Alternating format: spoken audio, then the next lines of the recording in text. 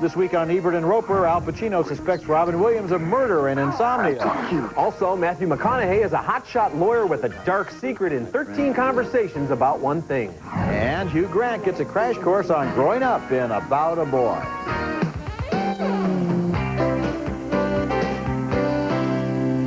I'm not who you think I am. No. Walter Fitch, lousy writer, lonely freak, murderer.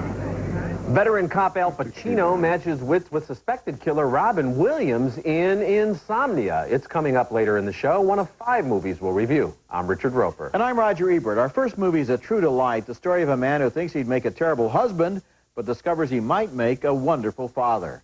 Hugh Grant gives a charming performance in About a Boy as Will, a London man of 38 who's never held a job or had a relationship that lasted more than 2 months. Will is an idle bachelor and happy to be so. Deciding to focus on single moms, he pretends to be a single dad. Just the other day, I was thinking about my ex, and he came crawling up and put his little pudgy arms around my neck, and he said, "You hang in there, Dad." God, that's amazing for a 2-year-old.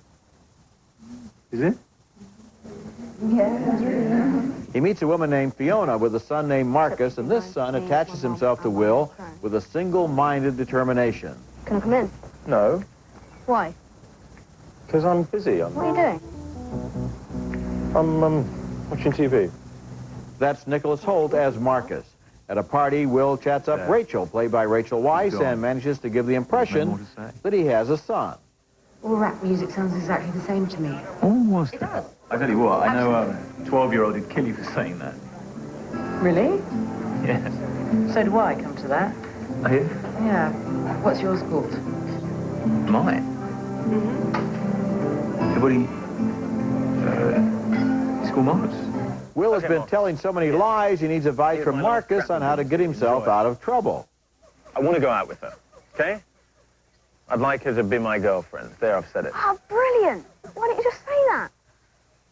I don't know. About a Boy is based on a novel by Nick Hornby, who wrote High Fidelity, which was also made into an entertaining movie about a man who can't seem to settle down. The key to this movie is the warm and funny quality of the relationship between the Hugh Grant character, who has never grown up, and the 12-year-old boy who is actually more mature than he is. By trusting him and liking him, Marcus teaches Will the meaning of loyalty and also gives him an important responsibility for the first time in his shiftless life. About a Boy is a real charmer, smart, heartwarming, and captivating.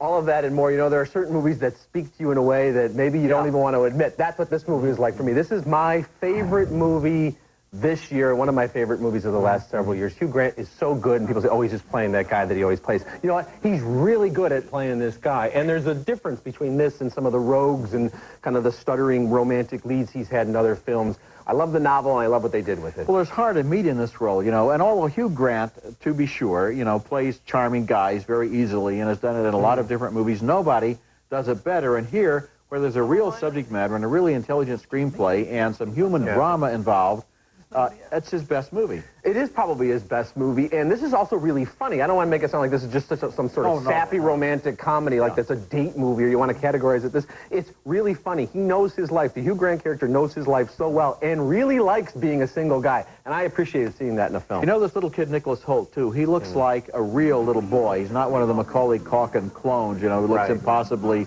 cute and handsome. He looks like he could be trouble if you crossed him, you know, and at the same time, he's seen a lot of life, and he's very convincing. Yeah, he's great, too. It's a real gem. Okay, our next movie is 13 Conversations About One Thing, and this is a sharp and profound character study from director Jill Sprecher, who wrote the screenplay with her sister Karen. This movie features the kind of stellar collective acting that provides a good argument for an Academy Award category for Best Ensemble Cast. There are 5 distinct stories that loosely interconnect. One such overlap features a terminally gloomy insurance executive, played by Alan Arkin, in a barroom debate with a hotshot attorney, played by Matthew McConaughey. I worked hard, I put in the hours, I went to court, I fought well, and I won. Maybe you just got lucky this once. I don't believe in luck. Luck is a lazy man's excuse. Spoken like a guy that had nothing but good luck. Clea Duvall has little money, a rough past, and a shaky future, but she's infused with a sunny disposition, unlike her fellow housekeeper, played by Tia Texada. Rich people, they got it easy. They don't got to worry about nothing. with money, worry about other things, I suppose. Yeah, like what? Worry about losing it. In another story thread, John Turturro is a physics professor having an affair with a colleague. Can't believe you haven't been back to your place yet to get the rest of your things. Maybe I'll just get new things. The one thing in 13 Conversations is happiness. Does it truly exist, or is it an illusion? Arkin is magnificent as the pessimist who obsesses over an employee who's always looking on the bright side, whose very DNA seems to carry the happiness gene. Matthew McConaughey is also exceptional, as he was in Frailty. After almost collapsing under the weight of his own hype a few years back, McConaughey now seems to be quietly building a serious career. But really, all of the actors are up to the challenge in 13 Conversations About One Thing, that rare film that has you thinking about the characters as if they were real people. You know, that's a specialty of Jill Sprecher, who also made Clock Watchers about those temporary employees in an office. She sees these ordinary people who have problems that everybody can share, and then she's tender and attentive to them. She really listens to them. For example, the John Turturro character, who leaves what is apparently an unhappy marriage in order to go into a love affair where he brings no passion. He gets no happiness out of that either. He's going through the motions. Some people in this movie have the gift of finding happiness, and others absolutely seem to lack it. And it's really clever because it has kind of a Pulp Fiction time thing where it folds onto itself and you don't know where you're at, but it all ties up beautifully together. I don't want to give any surprises away, but you don't know exactly where you're at until the very end, but it's a journey really worth taking. I like what you said about the ensemble cast, because there's no one star in this movie. It's like they're all living together and kind of circling each other in this same extended moral universe. Yeah, absolutely. Coming up later in the show, Al Pacino as a guilt-ridden cop in Insomnia, and Ryan Gosling as a confused neo-Nazi in The Believer. And coming up next, 3 of the best new titles on home video. What does your dad do for a living? He's like a Wall Street guy or something?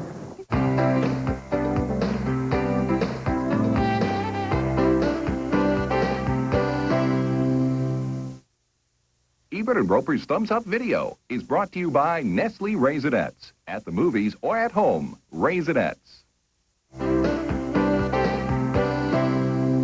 My thumbs up video this week is the new DVD release of The Hustler, starring Paul Newman. The sort of Paul Newman week is coming up at the video stores, where Discs of Hombre and The Verdict are also going to be arriving soon. They're all excellent films, but The Hustler is my choice, an American classic starring Newman as Fast Eddie Felson, a pool hustler who thinks he's unbeatable. His strategy is to set up a high-stakes showdown with the legendary but aging Minnesota Fats, played by Jackie Gleason, in a great performance. He is great. He's that old fat man. Look at the way he moves, like a dancer. 12, cross-eyed. And those fingers, them chubby fingers. The disc features 7 audio commentaries, including one by Paul Newman himself. That slot suddenly became open, and apparently Robert Rawson read about it in the newspaper, and although he had already signed somebody to play the part, he called me in Paris and asked me if I'd read the script. 40 years later, it still stands out as one of Newman's greatest performances in a timeless story of characters tested under pressure. Also on video, Sidewalks of New York, from writer, director, actor Edward Burns, who channels vintage Woody Allen in this smart and funny look at the romantic relationships of 6 Manhattanites. Stanley Tucci is a womanizing cad who hits on a much younger Brittany Murphy. You have a very different look. It's not you're not a classic beauty. I think you have the look of the new millennium. And the laughs come from a much lower place in Not Another Teen Movie, a high school comedy romance that lampoons every other high school comedy romance of the last 2 decades. The kids attend John Hughes High and have lunch at the Anthony Michael Dining Hall. So listen, you ever wonder what it would be like to be the most popular girl in school? You mean anorexic, superficial, a bitch, a whore who lacks any real long-term goals? Exactly. We also get some 18 deleted scenes and an alternate ending, as if it matters how a movie like this ends. Lots of laughs, though. Having recently endured the cliche-riddled The New Guy, I'd much rather watch Not Another Teen Movie than another teen movie. I think I'd rather watch The Hustler than either one. Well, yeah, and The Verdict as well. Okay, coming up later in the show, Al Pacino and Robin Williams as cop and killer in Insomnia. This guy, he crossed the line, and he didn't even blink. And I'm going to compare the film and digital versions of the new Star Wars picture. And coming up next, a new animated adventure story, Spirit, Stallion of the Cimarron.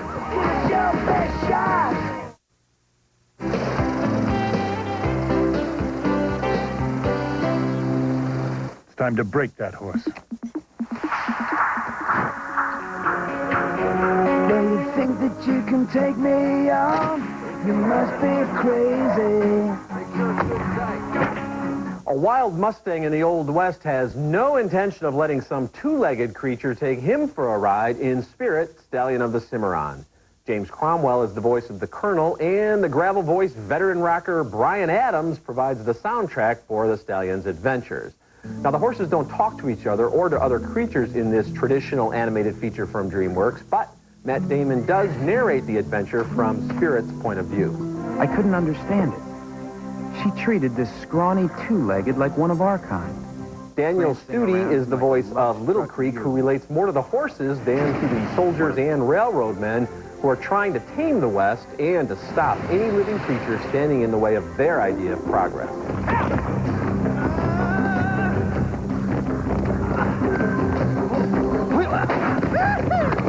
Spirit, Stallion of the Cimarron, is aimed at a very young audience. The Bryan Adams songs are heartfelt and catchy, but they're so literal they're almost superfluous. And these horses are so cute and expressive they make Bambi look like a National Geographic documentary. But the animation is bright and crisp. I particularly enjoyed the water scenes, and the simple story zips along, clocking in at just over 80 minutes. The violence is only suggested, and I'm fairly certain that no animals were harmed in the making of this movie.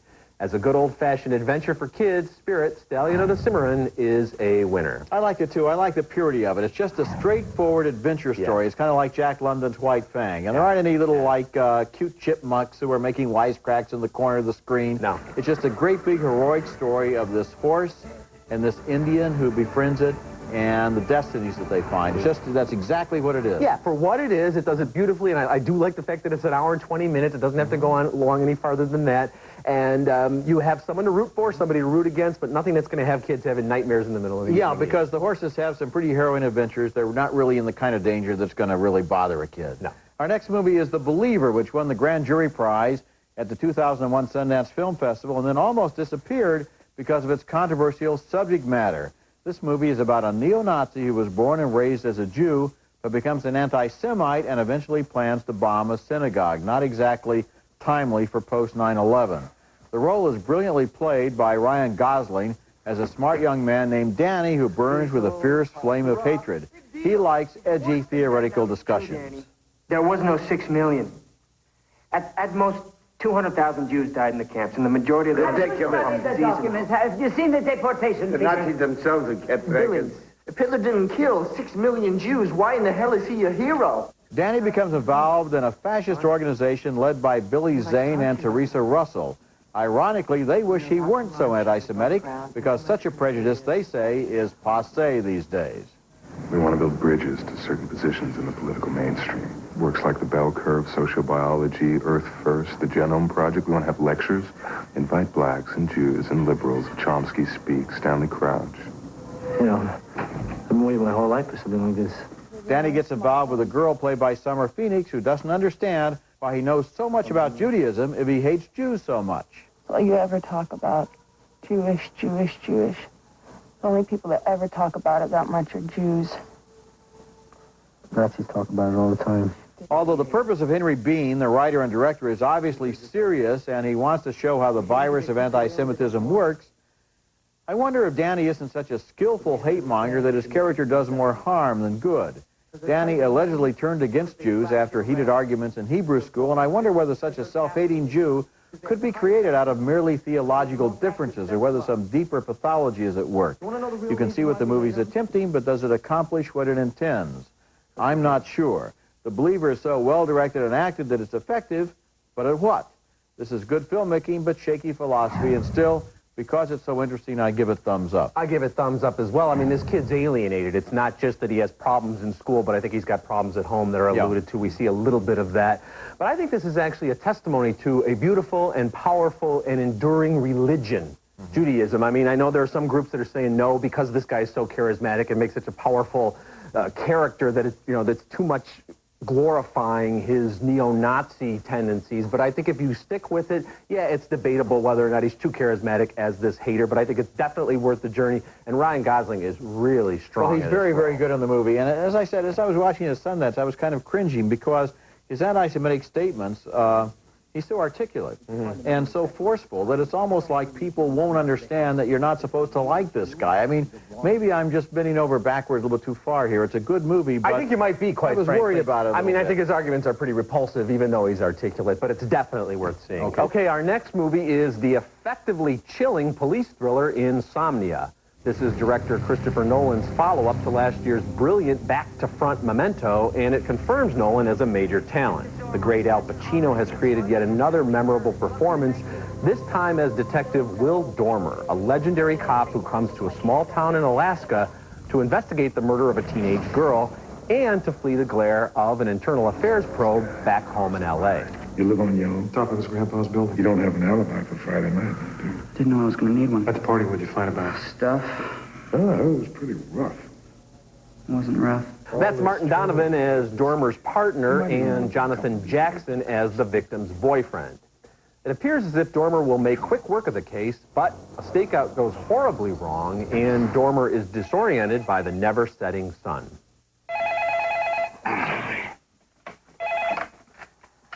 Dormer here. Hello? Can't sleep, Will? Me neither. Who's there?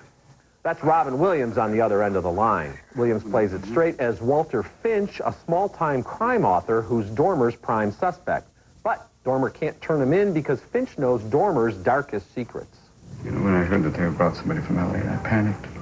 Killing changes you. You know that. It's not guilt. I never meant to do it. Insomnia is based on a 1997 Norwegian film, and though there are some key plot differences, the elements that made the original so memorable remain. Then there's Al Pacino. From Serpico to Sea of Love to Heat, Pacino has played cops who march to their own tunes, and he does it again with Dormer, who has been exposed to so much evil that he's lost his way. Only when he's marooned in the land of the midnight sun is he forced to confront his demons. In fact, all three Oscar-winning actors, Pacino, Williams, and Hilary Swank as a wide-eyed rookie cop, are good here, as good as they've ever been. Insomnia is a great film blanc, the Snow White parallel of a film noir. You know, that Norwegian film starring Stellan Skarsgård was really a masterpiece. And what's interesting is this movie is not simply a retread. Christopher Nolan is a director in his own right who is not just making a remake, because oftentimes these Hollywood versions of European movies are really trashing the original.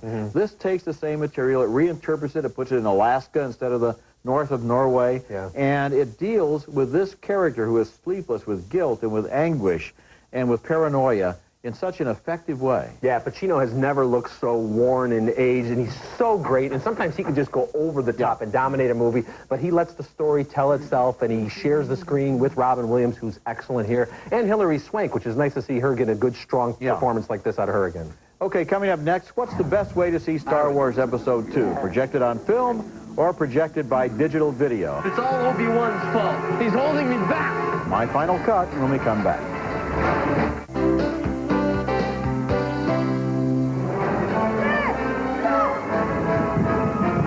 Get on board.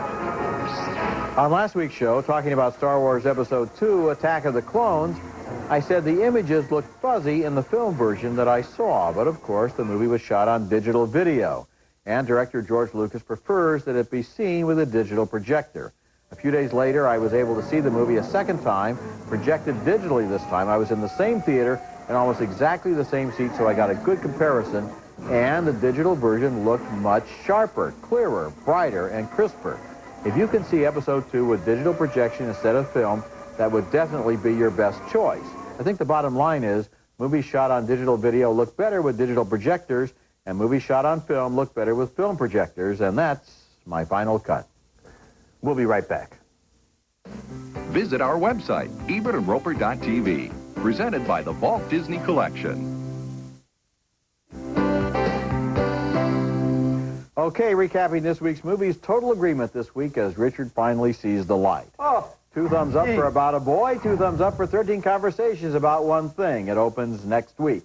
2 thumbs up for Spirit, Stallion of the Cimarron. It also opens next week. 2 more thumbs up for The Believer, and 2 thumbs up for Insomnia. And it, too, opens next week. Remember, you can hear all our recent reviews at EbertandRoper.tv and read us in print at SunTimes.com. Next week, we'll be back with Ebert and Roper's American Film Festival. And until then, The balcony is closed. You know, I hope with all the hype about Star Wars and Spider-Man, the people don't overlook About a Boy, which is really a charming film. You know, it's opening the same weekend as Star Wars, and I think it's great counter-strategy. Yeah. You don't see Star Wars, go see About a Boy. Gives the adults a choice, too. There's not fake things, there's real things. These are all the things right here that are real. Breyer's All Natural. Taste, not technology. They're your family. That's why you serve them all-natural Tyson chicken with no additives and minimal processing. Tyson, it's what your family deserves. Last night, Charlie and I were so tired, we checked into a Motel 6 for a good night's sleep. Well, Charlie's still snoozing. You can't beat the taste of a Quiznos oven-toasted Santa Fe smoked turkey sub with bacon. Try one today. Toasty. Closed captioning for Ebert Roeper is brought to you by... Stop and go to Meineke for brakes and expert auto service you can trust. Meineke, you won't pay a lot, but you'll get a lot.